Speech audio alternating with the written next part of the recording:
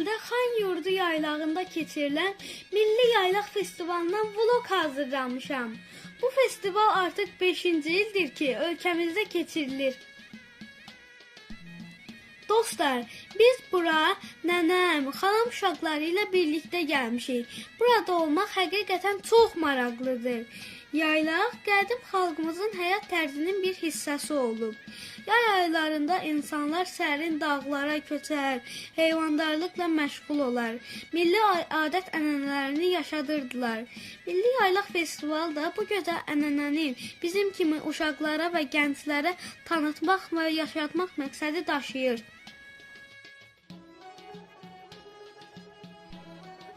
Bu festival təkcə Azərbaycan elatının deyil, müxtəlif türk xalqları ilə birgə görüş yeridir. Bu festival qardaşlıq bayramıdır.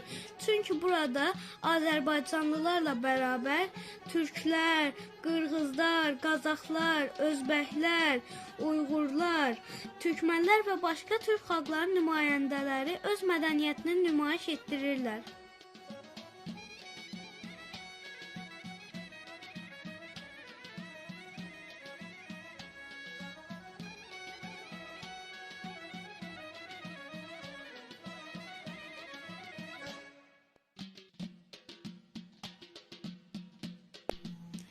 Üç gün devam edən bu festivalda çox maraqlı və əyləncəli tədbirlər keçirilir. Kimisi milli musiqi alətində çalır, oxuyur, rəqs edir. Kimisi at çapır, ox atır. Milli güləş və digər idman yarışlarında iştirak edirlər. Sənətkarlar isə öz stendlərində xalçaçılıq, miskərlik, toxuma, ağac üzərində oyma, rəssamlıq, duluzçuluq və başqa əl işləri nümayiş etdirirlər.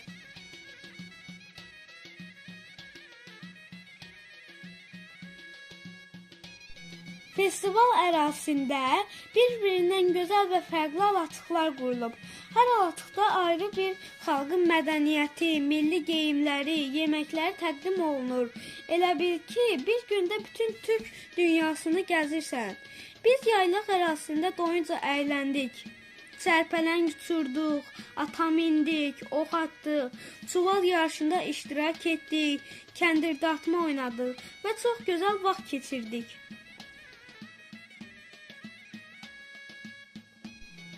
Bu festival həm əylənmək, həm də tariximizi, milli dəyərlərimizi və türk xalqlarının mədəniyyətini daha yaxından tanımaq üçün əla bir yerdir.